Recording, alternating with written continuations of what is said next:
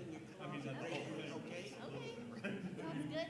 So that's kind of what I'm You doing. can buy the same outfits all over again, and then we can match up. Exactly. Well, good luck finding them. It's funny because I did next to myself.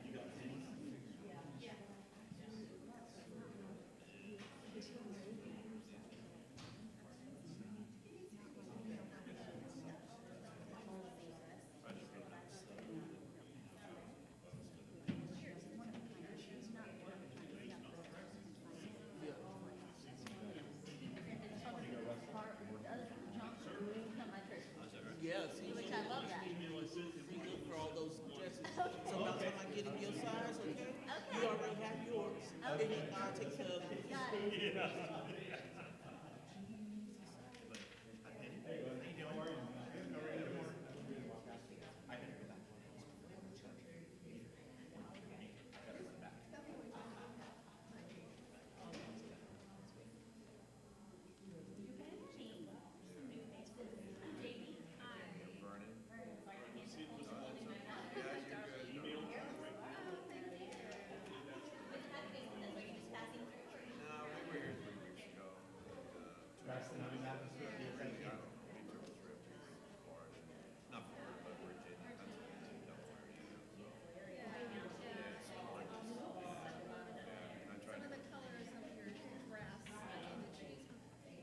Hey, Josh.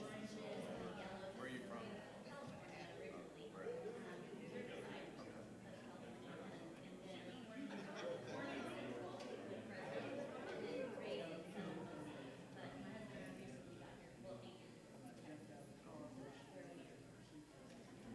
Where were you? Pauline, may I say something to you? Pauline, may I do something to you? Okay.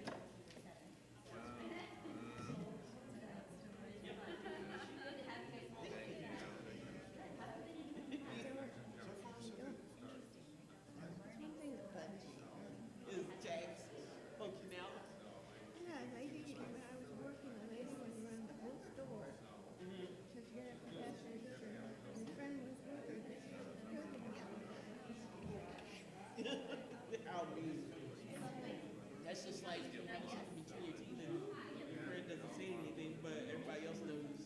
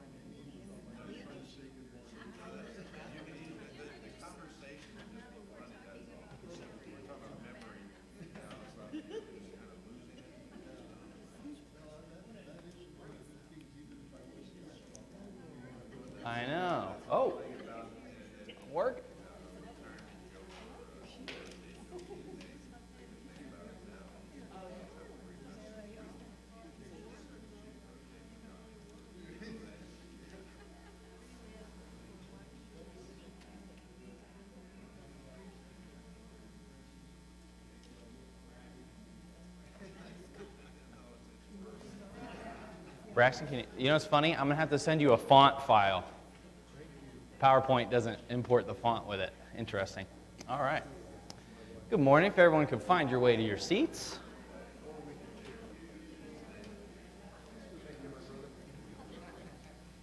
Hope everyone's doing well this morning. So Vince is going to pass out some of the note sheets for you guys, if you'd like one.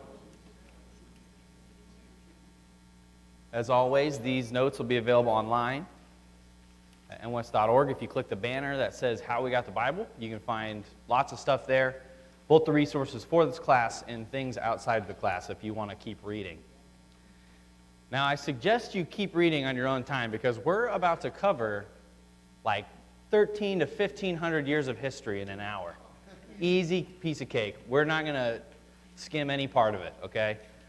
Now, obviously, we're going to be talking over wide swaths of history today. We're going to be talking a lot of generalization, and so there are resources there if you're interested in this sort of thing. And I think you should be, quite honestly, that hopefully you can find on your own time and continue to research. And because this is kind of a hard lesson, because again, it is covering so much history. So we're going to be talking about the Latin version of the Bible today.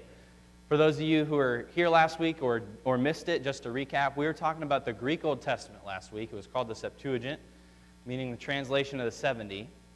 And that was a hugely important work because, as we discussed, when the New Testament came around, those writers, when they would quote the Old Testament, they were not quoting from the Hebrew Old Testament at that point. They were quoting from the Greek. Perfect. Thank you, Vince. They were quoting from the Greek. Now, that's actually a good thing because if you're writing to an audience who's not familiar with the Old Testament in Greek, is it going to help you to quote the Old Testament in Hebrew to them that proves, that affirms Jesus in the way that Paul was describing? No. So it's actually a huge asset to them to be able to quote the scriptures that affirm Jesus' ministry and who he was and his death, burial, and resurrection in the same language, and that was pretty special. And so that was what we talked about last week. Now moving on to this week, the Septuagint and the New Testament, they were coming up together, and it worked perfectly, okay, for a lot of people. Now, when you think about the Vulgate, you may think, well, Latin, Rome.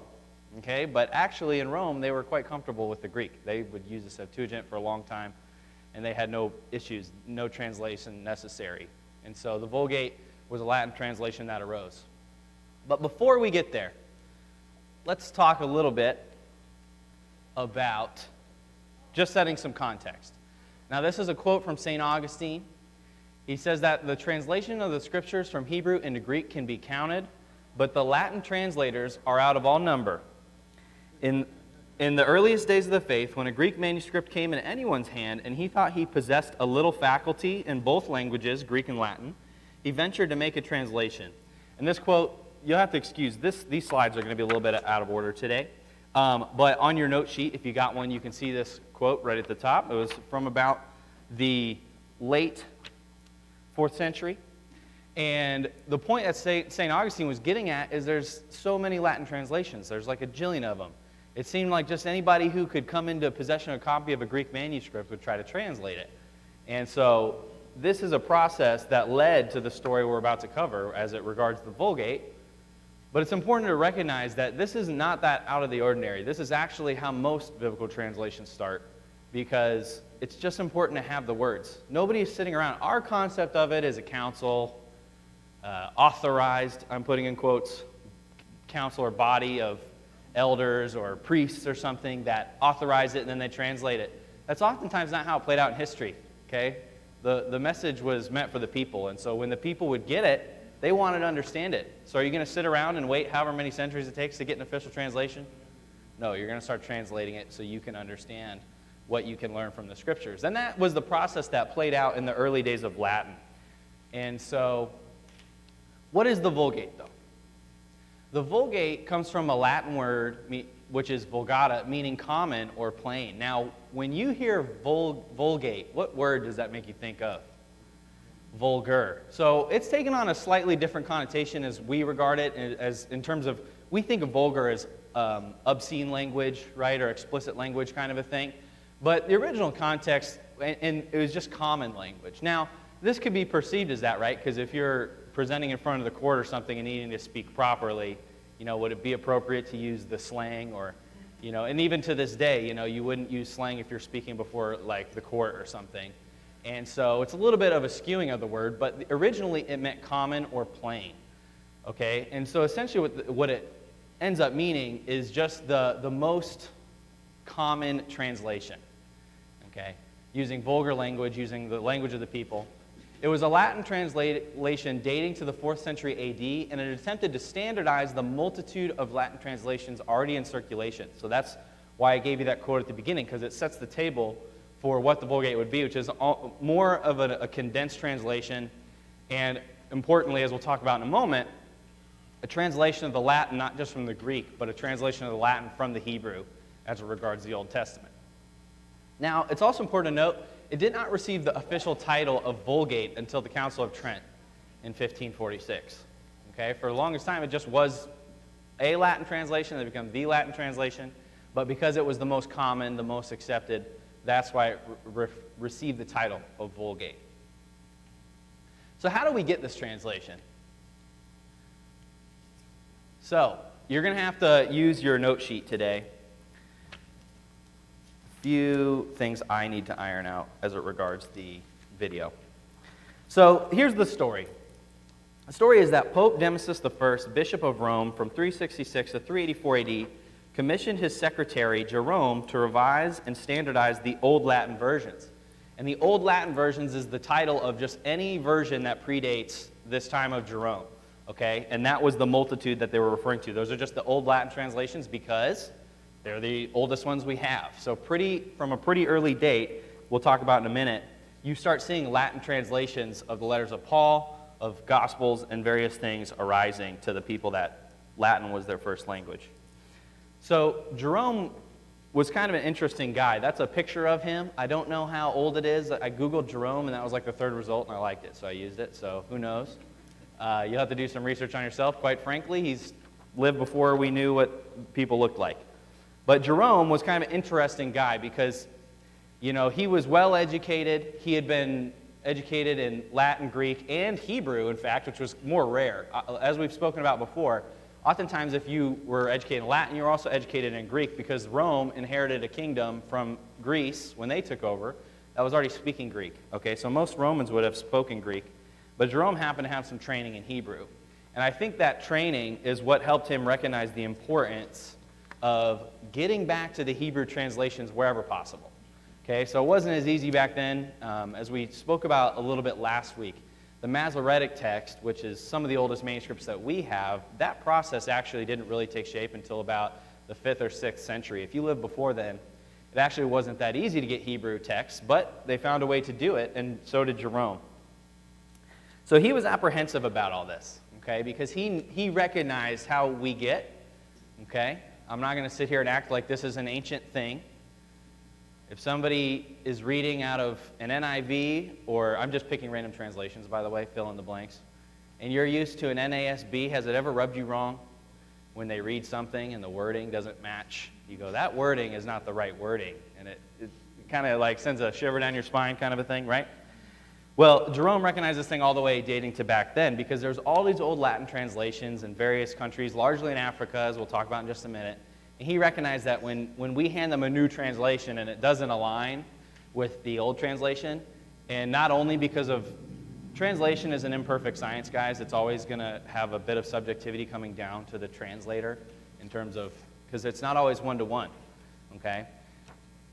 For instance, ancient Hebrew only has like 5,000 words or something like that, or 8,000, and modern English has 170,000 words, okay? So there's not a lot of, but which means in the Hebrew, one word can have a multitude of meanings, and in the English, we can have a multitude of words with very similar meanings. Okay, so you're taking a word that you have to understand the context of because it could mean this in one instance in the Hebrew, it could mean this in the opposite, even though it's the same word. And then we have 10 to 20 words that we can choose from, okay, to ascribe to that. So you can see where it's going to be impossible to ever come to a conclusion on a quote-unquote definitive translation when you're translating it from language to language. And this is kind of what Jerome faced because there's all these scattered translations all around, and when you give them a new one, they're going to go, this is not right. Add on top of that the fact that he was going to be translating it from the Hebrew. So rather than the Greek Old Testament, he's going to be translating from the Hebrew. And naturally, a lot of discrepancies are going to arise. And people don't always take kindly when they're attached to something and you present them with something new. So although he was apprehensive, he began, and at first he just translated the Gospels. And he completed these in about 384 AD. I summarize this after many trials, okay? So things happened. The Pope that had, tasked him with making this translation passed away. The new Pope did not restore his position. And so he didn't have that official backing or the funding. Because remember, we talked about this way back in the method lesson. You couldn't just go down to Staples and get the materials you need, okay? Oftentimes it's very expensive, especially if you're going to copy it onto vellum or something a little nicer that will have more longevity. It wasn't easy, and you also took a lot of time. So are you busy in the marketplace working while you're translating? No, okay? So this was these guys' occupation. This is what filled their time. So once he lost that official backing, it doesn't mean he gave up, and he definitely didn't. And so he continued his work, and eventually he ended up in Judea and learned Hebrew even better from some of the scholars there. And eventually he completed the entire Old and New Testaments, but it wasn't until about 405 AD. So it literally took him another 20 years to complete this work that he underwent.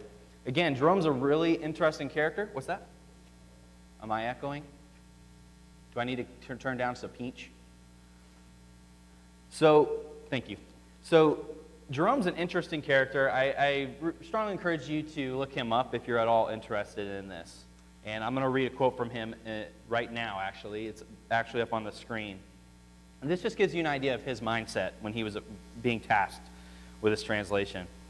He writes, "You urge me to revise the Old Latin version, and as it were, to sit in judgment on the copies of the Scriptures which are now scattered throughout the whole world. And inasmuch as they differ from one another, you would have me decide which of them agree with the Greek original. The labor is one of love, but at the same time both perilous and presumptuous, for in judging others, I must be content to be judged by all." Okay, and so he recognized some of the weight that comes with trying to present a new translation and the way people might respond to that. But he undertook it because he knew it was important. And again, he was chiefly motivated by the recognition that if we have Hebrew translations, that's really what we need to defer to. So, the fact that he used the Hebrew, though, was actually harshly criticized by some at the time because it was seen as Judaizing the message. So, we talked about this process last week, okay? The way that, if you read the Old Testament, it's very focused on the nation state of Israel and its well-being. It's very centered on the culture of Israel. And part of the significance of the message being translated into Greek is that it made it more common. It made it cross-cultural, okay?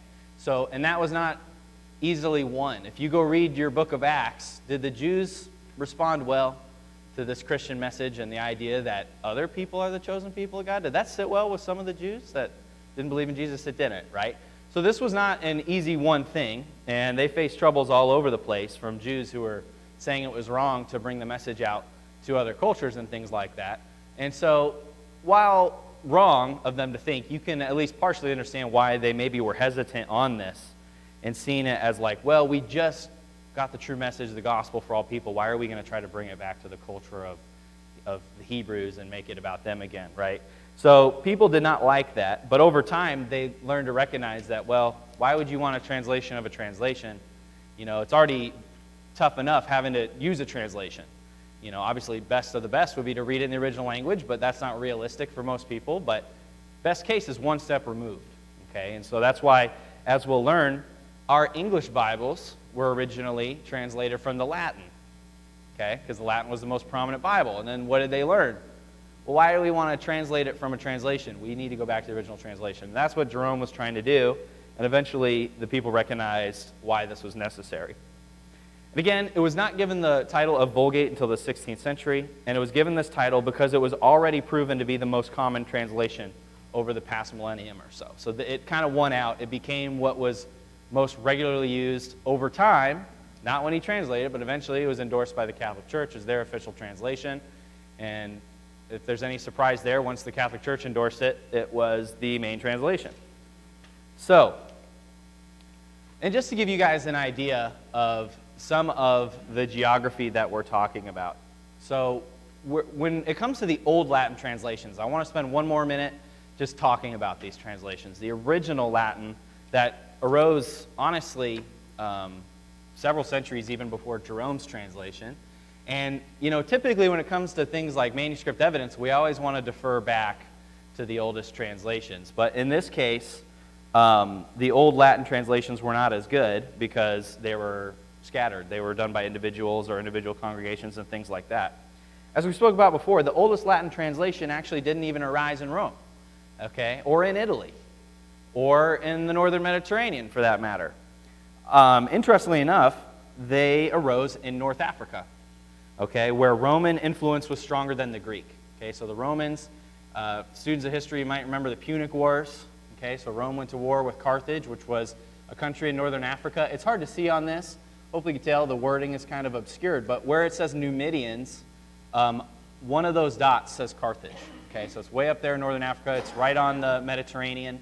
And so Rome went to war with Carthage, was a mighty country before that time, mighty kingdom, and eventually Rome won out and claimed all the lands of the Carthaginian Empire. And so Greece never really conquered those areas, okay? Rome did.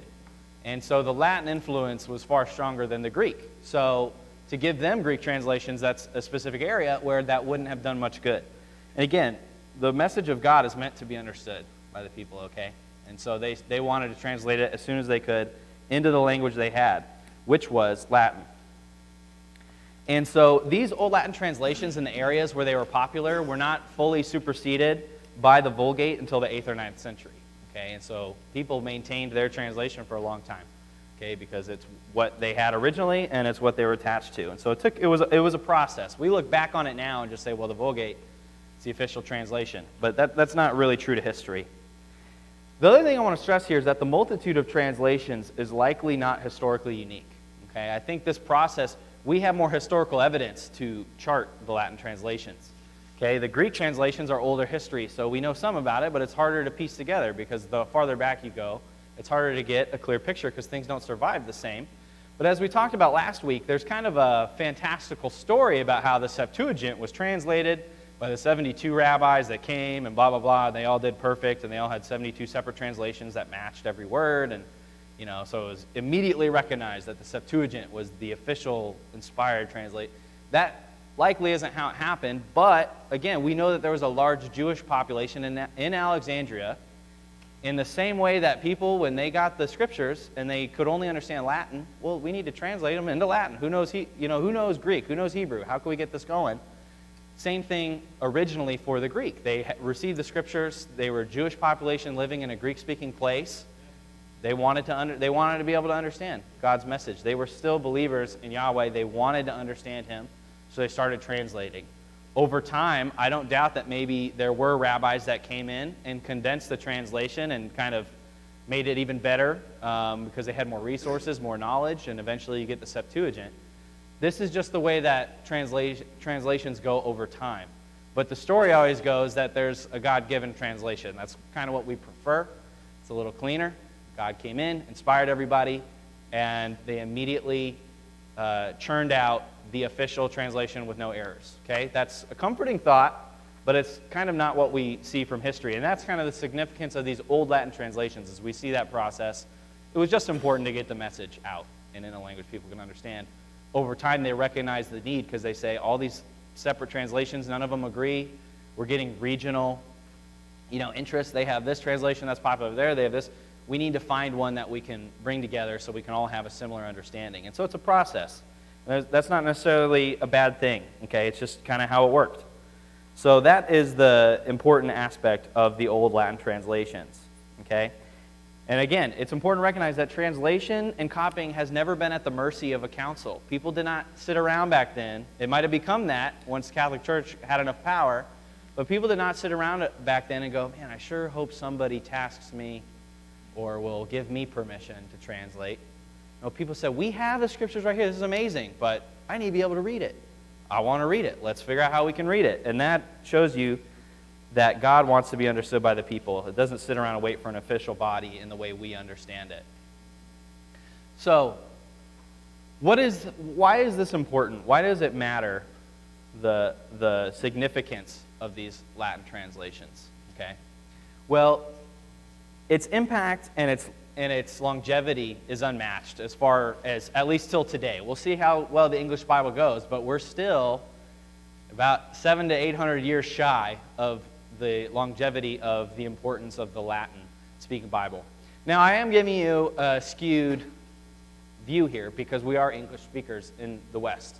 Okay, so if you're from the East, in the Greek Orthodox Church, then you would say, no way is the Latin translation the most significant. So, again, we're a little biased here, but it doesn't do me any good because I'm going to give you the perspective of the place where we live and the culture we've inherited. And in the Western European culture that later would come to the North America, the Latin-speaking translation is clearly the most important one. Because, again, once the Catholic Church took root and the Latin-speaking culture overcame the Greek in centuries down the line, then the Latin translation was the one that was read for the longest time, to the point where people didn't really understand the difference of the Greek and Latin. I mean, how would they have known that it wasn't in the original language, because the only language they knew it in was Latin. And so it was the Bible of Western Europe and the Catholic Church for over 1,000 years, and that's nothing to shake a stick at. What this also means is it's our most widely attested ancient version. We have more manuscripts, ancient manuscripts of the Latin versions than any other translation, including the Greek. But we don't hold them in as high of regard because the Greek, in regards of the New Testament, was the original language. So that's why those are the most valuable manuscripts. Same as the Old Testament and the Hebrew manuscripts. We have ancient Greek manuscripts. Those are very important.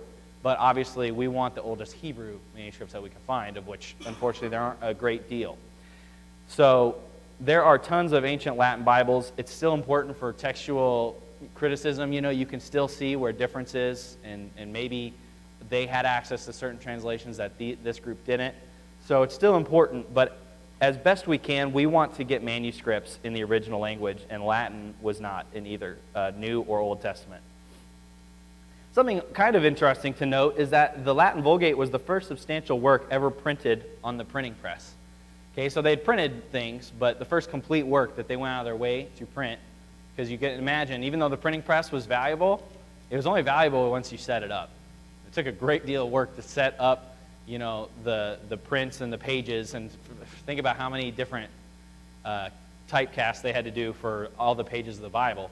So it was a lot of work, I'm sure, but then once it was done, they could print Latin Bibles, because at that time, English translating was still new, and we're going to talk about that next week, and it was not acceptable to the Catholic Church to translate the Bible into English. So at that time, they were still reading it from the Latin version, and that is called the Gutenberg Bible, and I'm sure you can figure out why.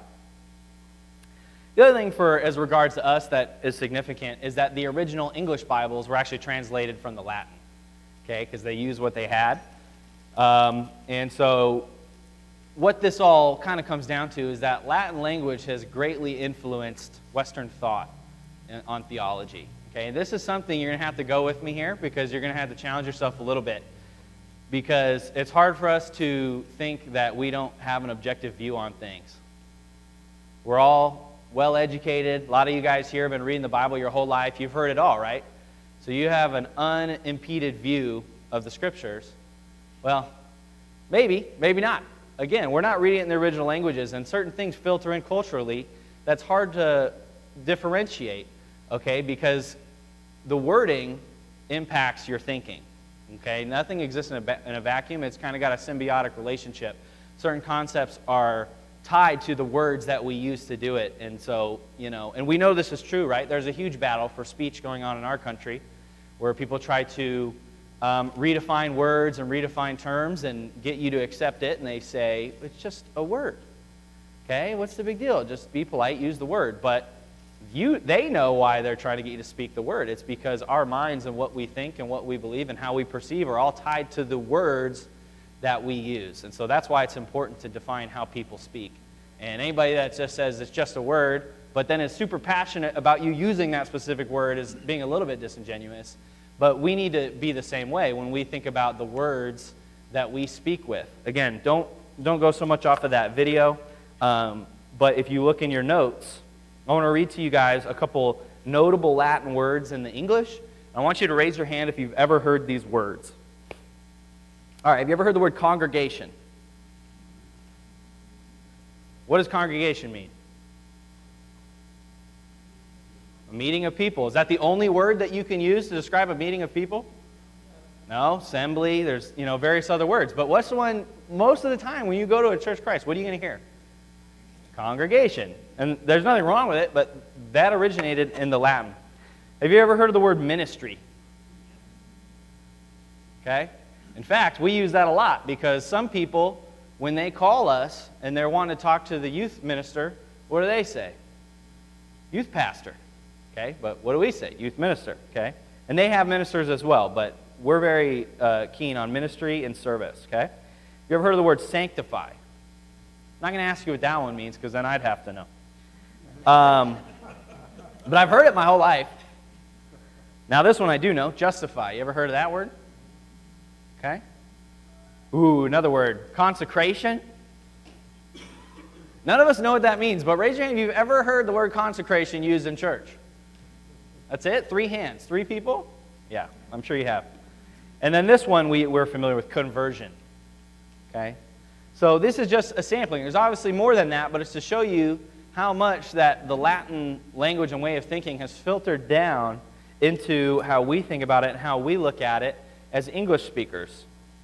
Now I'm going to read you a lengthy quote here. So I really encourage you to follow along. It's about halfway down your page, and I want you to read it. This is from a writer who I've been using a lot. It's been one of my chief resources. His name is F.F. Bruce.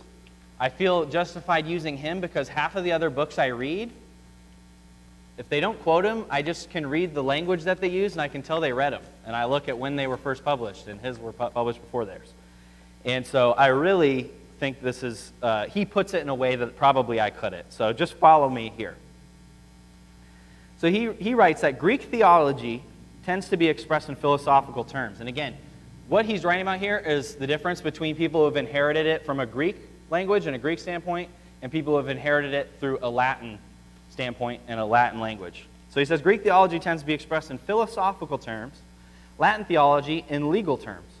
When we use such elementary Christian terms as justify and sanctify, we should remember that we have derived more than the words themselves through Latin. And that's the point I'm trying to get you across and how it impacts our thinking almost on a subconscious level. It says that the Greek theologians have been interested rather in those aspects of Christian doctrine which gave scope for metaphysical speculation. The Latin theologians rather in those which lent themselves to legal formulation. Western thought about God has tended to be cast in forensic categories. This is not a misrepresentation in itself. This is the part I want you to key in on. This is not a misrepresentation in itself, of course, for God is the judge of all the earth. Okay, I'm not saying it's bad that we've derived these things. I'm just showing you that that's one of our focuses from inheriting it from a Latin perspective. So he says it's not a misrepresentation. It simply means that those to whom Christianity has been mediated through the Latin Bible and Latin fathers appreciate one aspect of the truth, whereas the Greeks appreciate another. The danger arises when the aspect is exaggerated and identified with the whole truth. And that's the most important part. It's exaggerated and identified with the whole truth. Of course, God is judge. He will have justice. He's sometimes described as a God of vengeance. Okay? And he will right all the wrongs in the world. And so it's not that it's wrong that we've inherited these types of words and these types of concepts, but it's that the language you inherit impacts things. And so it's important to recognize what you can learn from one way of thinking in one language and what aspects of God's truth are better communicated in another language. And by the way, you've heard this preached. Raise your hand if you've ever heard a lesson, whether preached on Sunday or you've been in a class where they go, the word love in English is just horrible. The Greek is much better. Okay? Let me explain to you the jillion different words that mean slightly different things in the Greek for love. And what's the most popular one? Agape love. But there's, phileo love, all this stuff, right? You've heard that lesson, so that right there, they're showing you, oh, here's something in the Greek that can better be communicated in a way, just by nature of the language, that's a little bit more difficult in the English. And so this is not that unusual. I don't hear it too often outside of that specific lesson, but the point is we've all heard a lesson that kind of emphasizes the reality of this.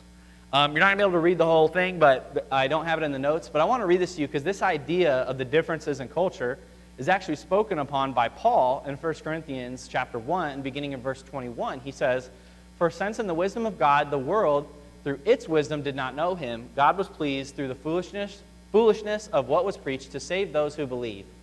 Jews demand signs and Greeks look for wisdom, but we preach Christ crucified, a stumbling block to Jews and foolishness to Gentiles, but to those whom God has called, both Jews and Greeks, Christ the power of God and the wisdom, and it gets cut off. But again, he's not speaking to the distinction between Latin and Greek, but he is speaking to the distinction between Hebrew and Greek. And he's showing you that whichever culture you're from, certain things resonate with you differently. Okay, so what did the Jews look for? Signs, okay? And what did the Greeks look for? Wisdom, that argumentation, that abstract thought, things like that. Both are right, okay? Does God teach us through signs? Does God teach us through wisdom? Of course. And so that's the thing, is God is multifaceted, he's complex. I've heard many people speak on, much older than myself, people like Penny. They say, well, I've been learning about God my whole life. Penny, you learned everything about God yet? No? What? As you can see, he's multifaceted, okay? And we have to recognize that we don't look at God in a vacuum, okay? We look at him through language. It's the best we can do. Most of us didn't invent our own language, so we don't always ascribe the word to the concept. And sometimes we kind of get it wrong. Again, if I would say I'm going to use vulgar speech, would anybody get up and leave? I'm going to use nothing but vulgar language today. Okay? Because you say, you're going to be cussing at us, I don't want to hear that. But originally, that doesn't necessarily... Now, that could have been a part of it, right? Because you're saying things that you might not say in a proper context, but it doesn't necessarily mean cuss words. It just means common language, slang. Okay? And so you can see how certain words, and we talked about this with memes, things take on new meanings, and our job is as best we can to recognize the shortcomings that are inevitable, to look as far back as we can, but also recognize that you can't look all the way back. Okay? You can't read it straight from Paul's hand. And unless you're really fluent in Greek and Hebrew, and some of you may be, but I'm not, and I'm probably not going to learn it anytime soon, unless a lot of free time falls in my lap. I'm reliant upon people translating it. And there's nothing wrong with that, because Christians have always done their best to be true to the Scriptures. Okay? Textual criticism and things like that, and debates over Scripture and wording and meaning. We didn't invent that in the 21st century. We didn't even invent that in the Renaissance. And so that's why this is kind of important to discuss and really think about. And I can't cover it in this class, mainly because I don't know enough, but also there's just a lot to know. So I want to just pose a few theological questions. I'm going to try not to give my opinion too much, but it's going to filter in. And these are things I encourage you to ask yourself to broaden your view of God and of Christianity, and also to be a little bit closer to reality, okay? Because in school, I got a very filtered view of the church and history, but honestly, in the church, we do the same thing, okay? We might not want to admit that, but we do. So some of the questions, to set them up, there's really one big question, but just to set the context. There was a 1,000-year reign of the Vulgate, okay? Once it had kind of coming into power, but really just the Latin translations in general, but most commonly associated with the Vulgate because it became the official Catholic translation, okay? That period of time, where it was the most prominent, encompasses much of the most uncomfortable portions of Christian history, okay? So the part that's really hard to talk about when people are asking you about crusades and inquisitions and all types of horrible things that the church did that we know from Scriptures were not okay. Yeah, you could ask us about that, and we could show you right from Scripture why it was not okay what they did. A lot of that stuff is in this time period, and that's why we don't talk about it. We skip over as much as we can. So I know for myself, in school, I went to public school, so we didn't even talk really about the New Testament. That wasn't even talked about. You didn't even really talk about Jesus. Maybe he was a footnote. You talk about Roman history, though. We talk about Caesar and, Julius Caesar and Caesar Augustus and all, how the Roman powers came to be. And you talk about the Greek powers and Alexander the Great and stuff. You talk about that. And then all of a sudden, you jump to what they call the Dark Ages, which it's debatable when they started. But, around 11th, 12th, 13th century is usually what you're talking about when you talk about Dark Ages. And so we just went from Julius Caesar and the height of the Roman Empire, and all of a sudden we just skipped 1,000 years. What happened? And then we talked about, all of a sudden, even though we didn't talk about the New Testament, all of a sudden we talked about inquisitions. We talked about crusades. We talked about, indulgences and the corruption. We talk about all that of the church, okay? And then all of a sudden we'd be like, well, then Martin Luther came along, And now you have the Renaissance, and then you talk a lot about the Renaissance, and then Enlightenment came and the scientific method, and now we don't really need religion. Okay? So that's the skewed view. That's what you get in public school, and they conveniently skip lots of details. But that's kind of the view that I got, and so I know nothing about these differences in translations and the time periods and the Christians, and I didn't really care that much because, we fixed all that. We have Bibles now in the Church of Christ. We read them. We know what they say, right? And we kind of do the same thing. I joked around about this in an earlier class, but we really honor the New Testament. We honor the disciples as we should, and the significance of that. And then we read Revelation, and then we jump to the Church of Christ. That started in, the 19th century or something like that, was when this this version of it arose, right? And why? Because it's hard to talk about a lot of that stuff in between. It's not such a clear line, okay? We like to think of, and this is secular and Christian, we like to look at history as one linear thing. Maybe it's going exponential now because technology is making our life so much better and we're capable of so much more. But we tend to look at it as humans are just gradually getting smarter, wiser, better, more efficient. We're just improving over time only, okay? But as we've learned, history is very cyclical, okay? And quite honestly, the theology and the education of the people living in the first century was way beyond the people living in the 11th and 12th. How can that be possible? 1,000 years go by and we're not smarter, better, faster, stronger? We weren't, okay? And so keep in mind that, we figured it out with the scientific method, and now it's all up. You guys believe that? You think humanity could never go backwards, ever? No? Yeah, so we have to be smarter than that. And that goes for the church too. A lot of things happen in this time period that are kind of hard to reckon with. But why? How could this happen? Obviously power and money, but also the Bible was not really read by the vast majority of the population during this entire time frame. Now some of this is due to just natural difficulties that we've talked about, how hard it is to get copies and get manuscripts, and usually your town or congregation, there's that word, would have a copy, but did you go home with that copy? No, that was like the one copy that the whole group had to rely on. So you weren't going there and reading the minutiae in your free time. If you could even read, you would come together and hear somebody that could read it to you and explain it, okay? Now, it's not just natural difficulty, though. A lot of this was due to Catholic policy, okay? And again, this stuff arose over time. This wasn't clean cut. Okay? It took time for the Catholic Church to gain the power that it did, but eventually it came to be known, and some of this is filtered into the modern day, but it's toned down a lot. But it used to be that were you allowed to read the Scriptures? Even if you could read and had one, were you allowed to read it? Who had to read it to you? The priest. And what did he also do? Interpret it for you. And instead, what you could read was the catechism, what do they call it? Here's the other teachings of the Catholic Church. Go read those and learn those. Okay? But what we also don't know is that in that Middle Ages, that Dark Ages period, usually the priests didn't know how to read either. Okay? They were educated by previous Catholic priests in the way and the orthodoxy, and they learned that. Now, we look on that very unfavorably. Why? Because we can just go read the Scripture right now, and let me tell you why everything you believe is wrong. Okay? But if you couldn't read and you'd never seen one, and it really wasn't that important or valued that you needed to read it to be a priest, why would you know any better? You wouldn't. A lot of times there was a lot of malicious people with a lot of power in the Catholic Church, but there also was a lot of ignorant people that just inherited something that they didn't know any better.